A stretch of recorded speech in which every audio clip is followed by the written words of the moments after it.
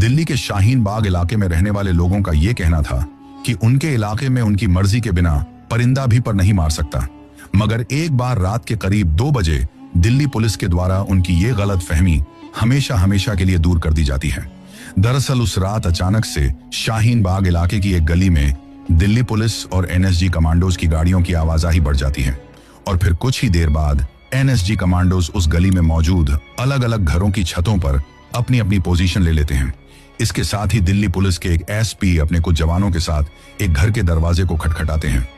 दरवाजा खटखटाने के कुछ देर बाद ही अंदर की तरफ से एक सफेद रंग का कुर्ता पजामा पहना हुआ शख्स उस दरवाजे को खोलता है। जैसे ही वो शख्स दरवाजा खोलता है तो दरवाजे के बाहर खड़े दिल्ली पुलिस के वो जवान पल भर में ही उसे अपनी हिरासत में ले लेते हैं।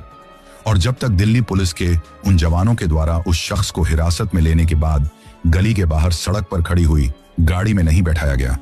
तब तक ऊपर की तरफ अपनी अपनी पोजीशन लेकर बैठे हुए एनएसजी के कमांडोज पूरी तरीके से अगल बगल में अपनी नजरें गड़ाए हुए थे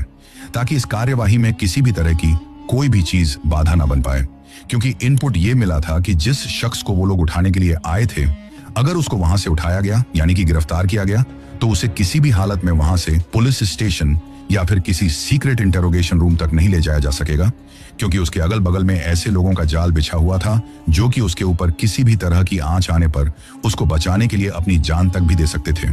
लेकिन आखिर वो शख्स कौन था, और अगर वो इतना ही कुख्यात और खतरनाक था तो वो शाहीन बाग की उस गली में आखिर इतने नॉर्मल तरीके से कैसे रह रहा था? और जो दिल्ली पुलिस की एनएसजी कमांडोज के साथ ये कार्यवाही की गई थी, इस कार्यवाही के पीछे क्या वजह थी? जिस शख्स को उठाया गया था, क्या वो शख्स कोई आतंकवादी था या फिर वो कुछ ऐसा करने वाला था जिसकी वजह से कुछ बहुत बड़ा खतरा पैदा होने वाला था?